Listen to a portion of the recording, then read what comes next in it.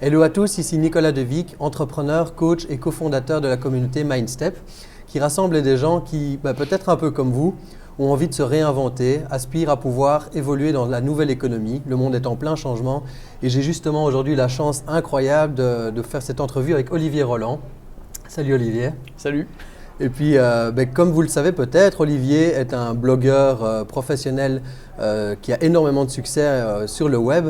Et ça me paraissait important de pouvoir partager avec vous, en posant la question à Olivier, comment est-ce qu'aujourd'hui, dans la nouvelle économie, on peut développer une activité rentable, professionnelle sur Internet?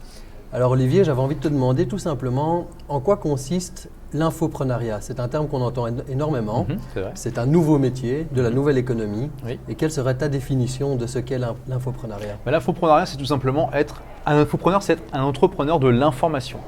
Donc, alors, quand on dit ça, on dit rien parce qu'on se dit, mais c'est-à-dire de l'information, on est journaliste, on fait des news, c'est quoi cette histoire? Non. En fait, on est un mix entre auteur, éditeur, magazine et on gagne sa vie en vendant du contenu, en fait, tout simplement. Et en gros, je vais vous donner un exemple très simple. Admettons que vous soyez passionné, j'en sais rien moi, de judo. Eh bien, par exemple, vous allez créer un blog sur le judo qui va aider les gens qui aiment le judo à devenir meilleurs au judo. Et donc, vous allez créer du contenu gratuit qui seront les articles, des vidéos, pourquoi pas des podcasts, donc des fichiers audio que les gens peuvent écouter dans leur smartphone, par exemple. Donc, vous avez cette partie-là de contenu gratuit qui va intéresser les gens qui sont intéressés par votre thématique de blog, donc en l'occurrence le judo. Donc du coup, les gens vont arriver sur votre blog en venant de Google, d'autres blogs qui vont en parler, etc.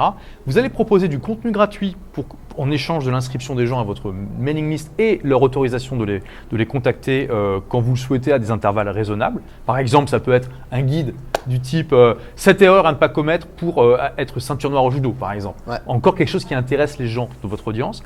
Et ensuite, avec cette mailing list et votre blog, vous allez vendre du contenu. Donc en l'occurrence, ça pourrait être une formation sur comment devenir ceinture noire en 2 ans ou moins, par exemple, ou comment devenir champion, voilà, une formation sur comment devenir champion de judo, parce que vous êtes vous-même champion de judo et vous voulez partager ça avec les gens. Donc cette idée qu'en partageant des conseils gratuits puis payants, qui vont aider les gens à accomplir un certain objectif, vous allez pouvoir gagner votre vie, tout simplement.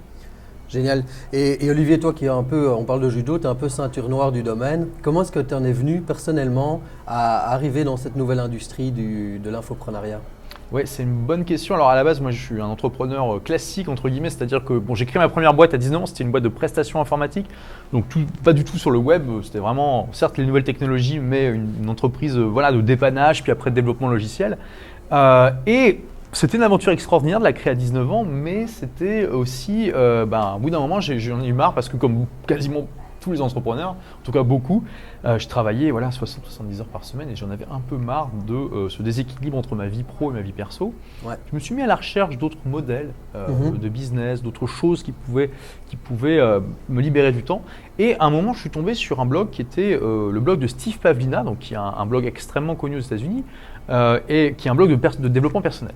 Déjà, je me suis rendu compte en lisant ce blog, parce que c'était extraordinaire les conseils que partageait Steve Pavlina à l'époque, que c'était pas juste un journal intime sur le web.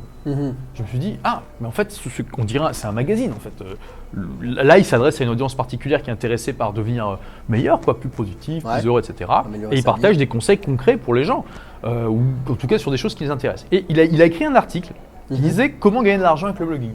Il disait, mais moi c'est génial, je gagne 40 000 $ par mois. Ouais. Et j'ai rien à faire parce que c'est des revenus d'affiliation, donc c'est-à-dire que je gagne une commission. Quand je parle d'un produit que j'ai trouvé génial, les gens cliquent sur le lien, s'ils achètent le produit, je touche une commission sans que ça augmente le prix d'achat pour les gens. Et du coup, j'ai pas besoin de faire la création de produits, le SAV, etc.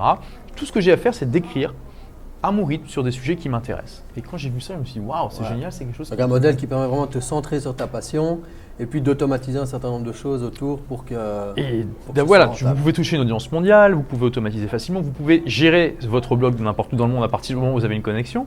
Et vous écrivez, vous partagez du contenu sur quelque chose qui vous passionne, c'est quand même génial. Il y a aussi un autre contenu qui a changé ma vie, c'est la semaine de 4 heures que j'ai découvert plusieurs mois après et qui m'a conforté dans cette idée de créer une entreprise sur le web. Si vous ne l'avez pas lu, c'est le livre de Tim Ferriss, La semaine de 4 heures.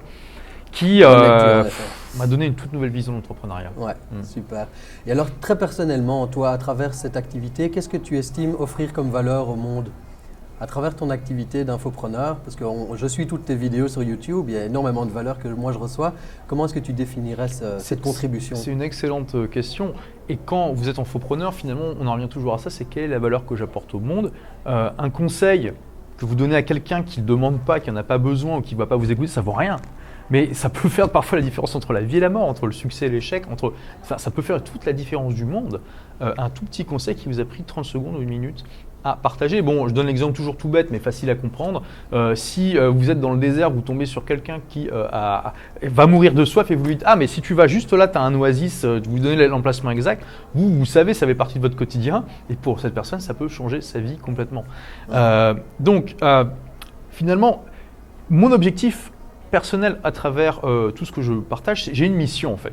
J'ai vraiment une mission qui est de développer, d'aider voilà, à mon échelle modeste, de développer l'entrepreneuriat en francophonie, pas seulement en France, en francophonie de manière générale.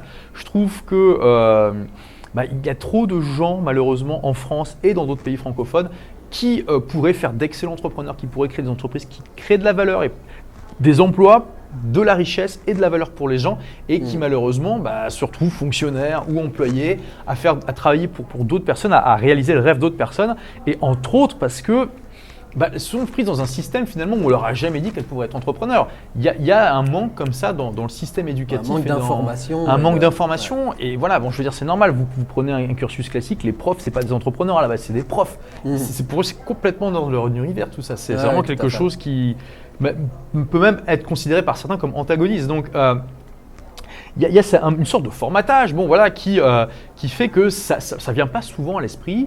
Bon, on sait qu'il y a beaucoup de Français, je ne sais pas pour les autres pays, qui veulent devenir entrepreneurs, à peu près un tiers, mais la plupart ne vont jamais franchir le pas pour des tas de raisons et entre autres parce que je pense que parfois il y a une petite braise, il faudrait juste qu'on souffle dessus un petit peu pour qu'elle devienne un gigantesque brasier, mais malheureusement parfois tout ce qu'elle reçoit c'est de la pluie et du coup elle s'éteint et puis voilà, ça donne rien. Donc ta valeur c'est de souffler sur les braises des gens pour allumer leur flamme entrepreneuriale. J'essaie d'être la petite brise qui va faire des braises un gigantesque. Et alors pour celles et ceux qui nous regardent et qui aimeraient que tu souffles un peu sur leurs braises, où est-ce qu'ils peuvent te retrouver sur le web?